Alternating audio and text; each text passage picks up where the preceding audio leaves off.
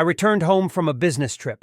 The feeling of fatigue was pressing on me, and all I wanted was a warm shower and a relaxing evening. Entering the house, I immediately felt something was wrong. An unfamiliar jacket was hanging in the corridor, and whispers were coming from the kitchen. I carefully walked towards the sound, feeling how everything inside was turning over. As I got closer, I saw my wife whispering something tenderly into the ear of a man I immediately recognized. This was my best friend. The scene before my eyes was like something out of a nightmare. I couldn't believe my eyes, but everything was obvious. My wife cheated on me with my best friend. I silently stepped back, trying not to make a sound, and left the house. I didn't know what to do or how to react. Feelings of resentment and anger mixed inside me, but I decided not to start a scandal right away. I knew I needed to think about the next step. I went outside and got into the car, trying to calm down. My thoughts were racing through my head, and I couldn't believe what I had just seen. Deciding to figure out what was happening, I remembered that there had been unfinished renovation work in the attic for many years. It's strange that the light was on there today. I went up to the attic and was stunned by what I saw. In place of the old boxes and tools, there was now a large, luxurious bed. On the walls hung postcards with the inscription, "We love you, Uncle Andre," signed by our children. Every word on those cards hit me harder than any blow. My suspicions were confirmed. This was not an accidental mistake or misunderstanding. It was a betrayal carefully hidden for a long time. Deception, betrayal by the people I trusted the most. At that moment, I knew I had to do something, not only for my own sake, but also for the sake of our children, who were drawn into this lie. I sat on the edge of the bed, feeling a lump in my throat preventing me from breathing. Postcards with children's drawings and signatures lay on the bedside table. Every word, every heart drawn by their small hands, now seemed like a mockery to me. I took one of the cards in my hands and began to read it over and over again, trying to understand how I could not have noticed this before. Questions were swirling in my head. How long has this been going on? How could they deceive me like that? But there was no answer. Taking my phone, I opened messages and photos, trying to find at least some clue. And I found it. A correspondence full of love and tenderness that I haven't felt from her for a long time. The words she should have spoken to me, she spoke to him. Everything was boiling inside. I got up and started rushing around the attic, sweeping everything off the tables and shelves. The feeling of helplessness and rage filled me to the brim. I sat down on the floor with my head in my hands. Children. They are also involved in this. How could I not notice? Determination began to awaken within me. I couldn't just leave it like that. I had to do something. I had to show that I would not allow myself to be humiliated like that. At that moment, I made a decision that would change our lives forever. I left the attic, went downstairs and started packing my things. It is unknown where I will go and what I will do next, but I knew one thing for sure. I will not stay here, in this house full of lies and betrayal. I went down to the living room where my wife was sitting on the sofa, lost in her thoughts. She didn't notice me right away, but as I came closer, her face lit up with concern. "We need to talk." She looked at me, her eyes full of anxiety. "What's happened?" I couldn't hold back any longer. All the pain and rage that had accumulated over these days spilled out. "What's happened? Are you really asking me this?" I found postcards in the attic. "We love you, Uncle Andre. Does this mean that you've been cheating on me this whole time?"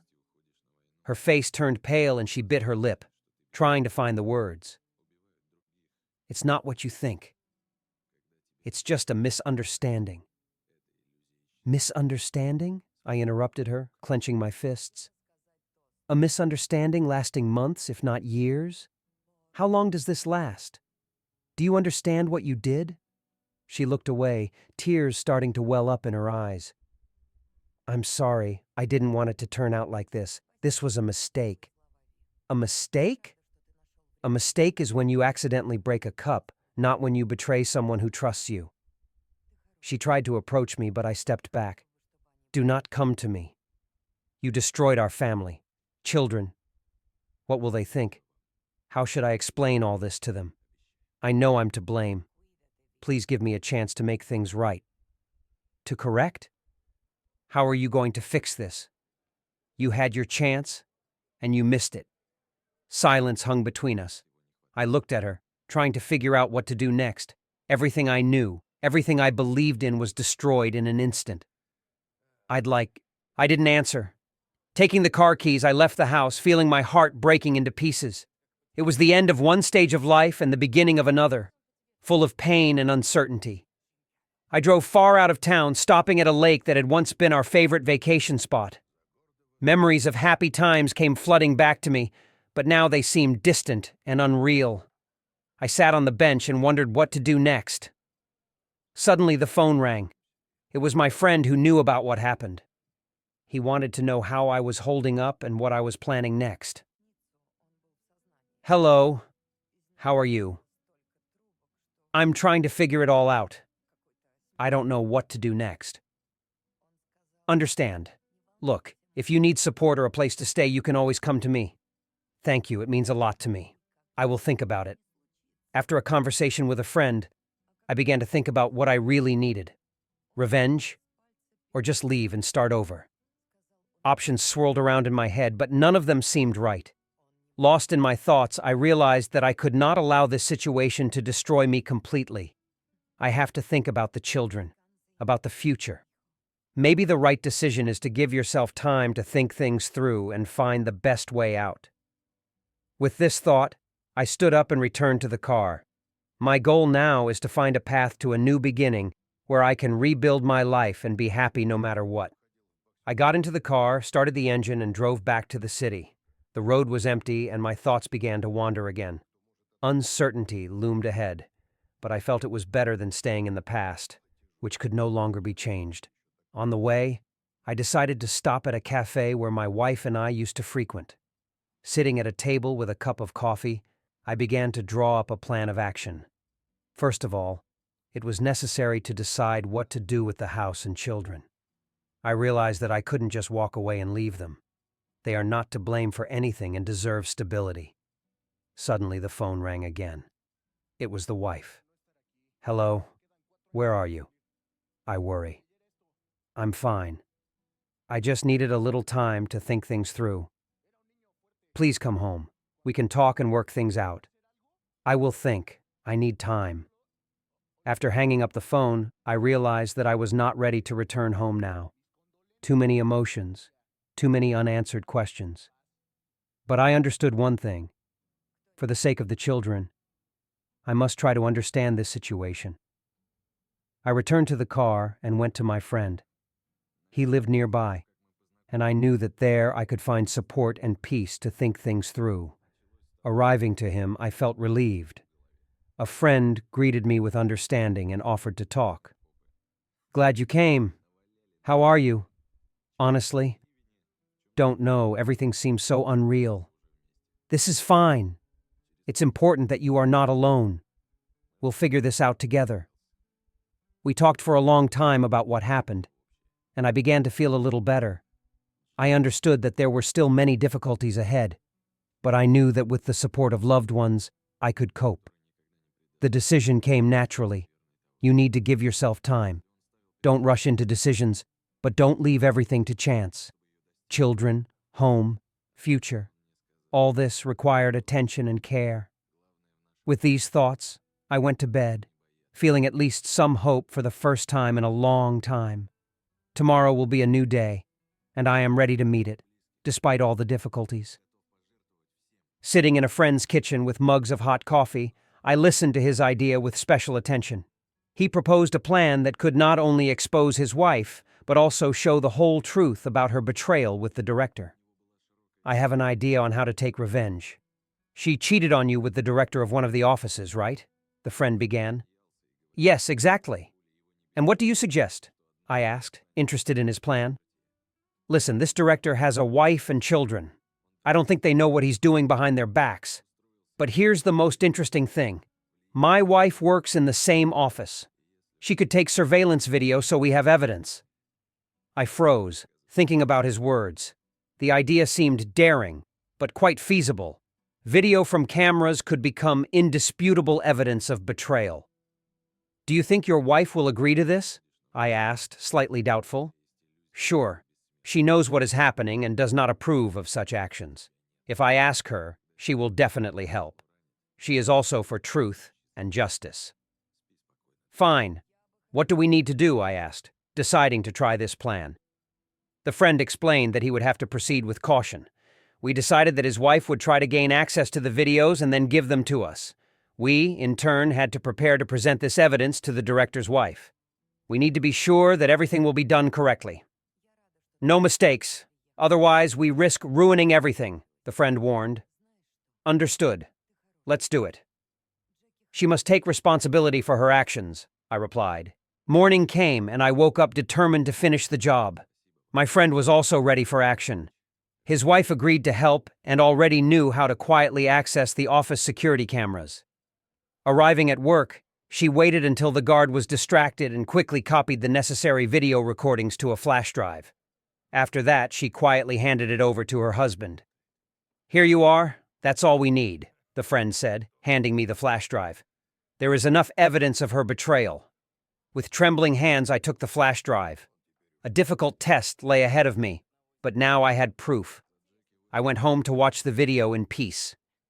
As soon as I turned on the recordings, footage appeared on the screen of my wife and the director acting as if they had been in their relationship for a long time. Pain and rage filled me again, but I forced myself to remain calm. Now I had to decide how to present this to the director's wife. I did not know her personally, but I heard about her as a decent and fair person.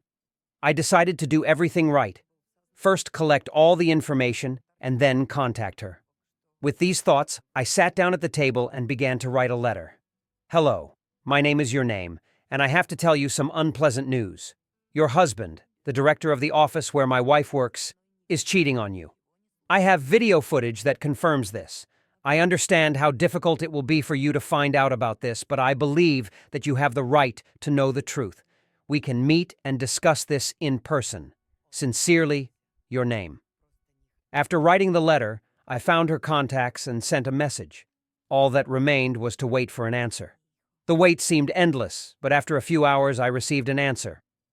Thank you for your message. I want to meet with you and discuss this. Tomorrow at 10 a.m. at the Green Grove Cafe. I understood that this meeting would not be easy, but I knew that it would be better for everyone. The next day I came to the cafe and immediately noticed her. She was a beautiful and confident woman, but there was concern in her eyes. Hello, I said, approaching her table. Thank you for agreeing to meet. Hello, have you brought evidence? She asked, getting straight to the point. I handed her the flash drive and told her everything I knew. She watched the video footage carefully, and pain showed on her face. Thank you for telling me. I'll deal with this. And I wish you to find peace and tranquility, she said restrainedly. We said goodbye, and I realized that I had made the right move. Despite the pain and betrayal, everything has now come to light, and we both have the opportunity to start our lives with a clean slate. Returning home after the meeting, I felt the heaviness in my soul gradually begin to subside.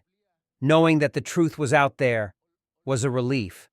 However, there was still the task of sorting out my life, home, and children. The next day, I decided to talk to my wife. She must know that everything is known now. I wanted to give her a chance to explain herself, although I understood that the relationship was unlikely to return to its previous state. We need to talk, I told her when we were both home. About what? She looked at me with concern. About you and the director. I know everything, I answered, trying to keep my voice even. Her face turned pale and she lowered her eyes. I didn't want it to turn out like this. It was a mistake. I got confused, she began to justify herself. Error? This is not a mistake. This is a betrayal. We have a family, children. How could you do this? I could no longer restrain my emotions. I understand what I did. I'm really sorry. I'm ready to do anything to fix the situation. Her eyes filled with tears. To correct? How are you going to do this? I asked, feeling the pain inside me turn into anger. She didn't know what to answer. I took a few deep breaths to calm myself. We have children, and for their sake we must behave in a civilized manner. I don't know if I can ever forgive you, but for the sake of the children, we will try to do everything possible so that they do not suffer, I said, looking her straight in the eyes. I understand. I agree. For the sake of the children, she answered, holding back tears. The next few weeks were tense. We tried to establish communication so that the children would not notice the discord in the family. However, the wounds were too fresh, and every day was a reminder of betrayal. Meanwhile, I continued to communicate with my friend. His support was invaluable during this difficult time. He advised me not to rush into decisions, but to give myself time to think and recover. One evening, when the children were already asleep, I decided to go for a walk to collect my thoughts. Walking through the park, I unexpectedly met the woman, the director's wife, to whom I had recently given evidence of betrayal. "Hello," she came up to me for a. We sat on a bench and she began to tell her story. It turned out that her marriage was also cracking, but she, like me, tried to maintain appearances for the sake of the children. I don't know what will happen next, but I understood one thing for sure. The truth is always more important than a lie, even if it hurts, she said, looking into the distance. Agree. The truth gives us the opportunity to move forward, even though it is difficult, I answered. We continued the conversation, sharing our experiences and thoughts. This conversation brought me an unexpected sense of relief and understanding. When I returned home, I felt a little stronger. Life went on, and despite all the difficulties, I believed that over time everything would get better. There was still a lot of work ahead on myself and relationships, but now I knew that I could handle it. Several weeks have passed since our meeting in the park. I continue to try for the sake of the children and communicate with my wife, although the relationship between us remained tense. However, despite all my efforts, I felt that I could no longer be with her emotionally. Every day I remembered more and more our conversation with the director's wife. She turned out to be an understanding and sincere person, and her company helped me take my mind off the hardships of everyday life. We exchanged phone numbers and began to correspond from time to time. One evening, I decided to write to her. Hello. How are you? Hello. It's okay. I'm trying to hold on. And you? She answered. I'm holding on too. Do you mind meeting tomorrow and talking? I suggested, feeling something new and bright emerging inside. Of course, let's meet in the park at 7 p.m., she replied. The next day we met again in the park. Sitting on the same bench as last time, we talked for a long time about our lives, about what had happened in recent weeks. We shared our experiences and supported each other. Over time, our meetings became more frequent. Every time I was around her, I felt better. We started flirting and our conversations became more and more personal. She was the one who understood me without words, and I began to realize that I felt something more than just sympathy for her. One evening, as we were walking through the park again, she suddenly stopped and looked at me. You know, I feel that our meeting changed a lot in my life.